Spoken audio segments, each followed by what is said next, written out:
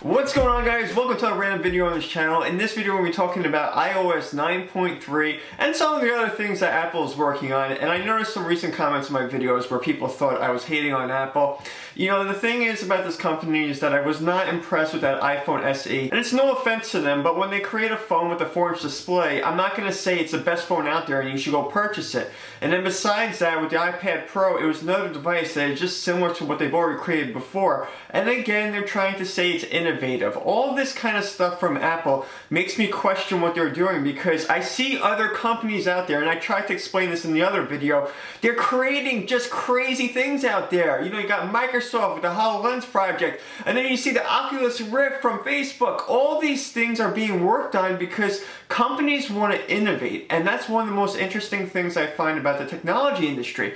So when I watch an Apple event, and I didn't watch the whole event, but people were applauding, and they were cheering, and all these things are going on, and I'm like, you know what? I have to question what exactly are they applauding and cheering, because it was impressive. So let's look at iOS 9.3. Is it something that we really need? Because when we see these updates, what it looks like are incremental updates, but they're trying to say it's the most unique and it's the most innovative. Again, a lot of times Apple does this because they want people to switch platforms. They acknowledge that they're competing with Android because they mention Android, and they also mention PC users. I mean, they're trying to compete with everybody. They don't want to have any friends in the industry. They just want to compete with everyone, and I get it. But when we talk about iOS 9.3, and I did watch some of this, and I wanted to see the updates that they had. One of them was called Night Shift, so before you go to sleep, you can watch your tablet, and the colors will shift based on the time of day, so you can actually get some sleep. Because apparently, when you look at a screen, especially a bright screen, it does not help you sleep. And they actually recommend that you don't look at a bright screen before you go to sleep, because it can interfere with your sleep patterns. So that's something to look at. It's an interesting feature. Is it something that's the most innovative out there? I'm not sure about that, and we'll get to that in a minute. Then we talk about Google Maps. Excuse me, Apple Maps. See that? I said Google Maps because I'm used to using Google Maps. But when we talk about Apple Maps, you can actually navigate with a nearby feature. Is it interesting? Yeah, it's interesting. Is it innovative? No, it's not innovative because it's already been there for Android with Google Maps. So that's not an innovative feature. And then we talk about iOS 9.3 itself, and what is it actually offering people? Is it something you actually need?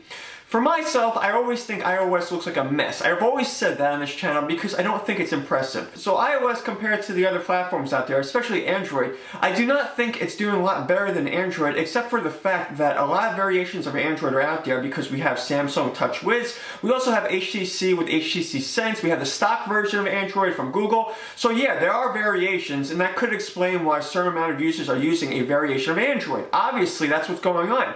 So when we go back to iOS, just because everyone's using the same version of iOS doesn't make it better. It just means that everyone's using the same version of iOS. That's all it means. Because when I look at iOS, I'm like, what is this about? You guys have talked so much about 3D Touch, and the reason why I think you even implemented 3D Touch into iOS, and I was thinking about this myself, is because the platform is so messed up, and I'm saying that to be nice. I know a lot of people thought I was ranting about Apple. I'm not. I'm actually being nice by saying this. I think their platform is so messed up. They implemented a feature to actually distract you from the mess that's going on.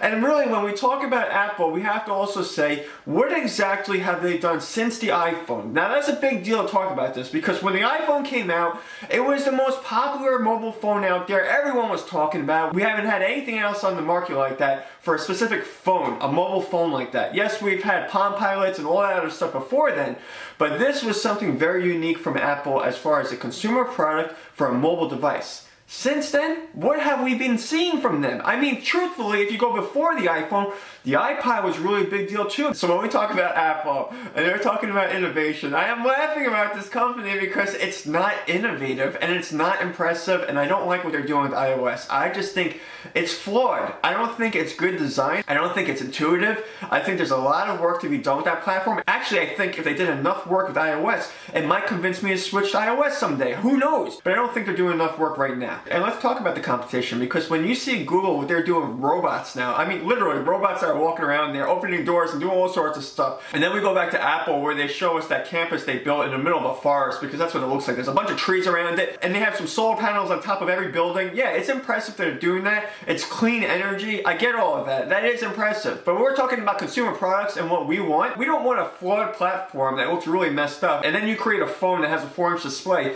and you're trying to convince us that it's great for gaming gaming or it's the best phone out on the market. That's ridiculous because it has outdated hardware and it's not impressive for gaming. It's not even impressive for checking your emails. So these kind of things don't make sense to me with a company that has the capabilities of innovating even more. That's the honest truth about Apple. They do have the capabilities, and we've seen it before. That's why I mentioned the iPod, and that's why I mentioned the first variation of the iPhone.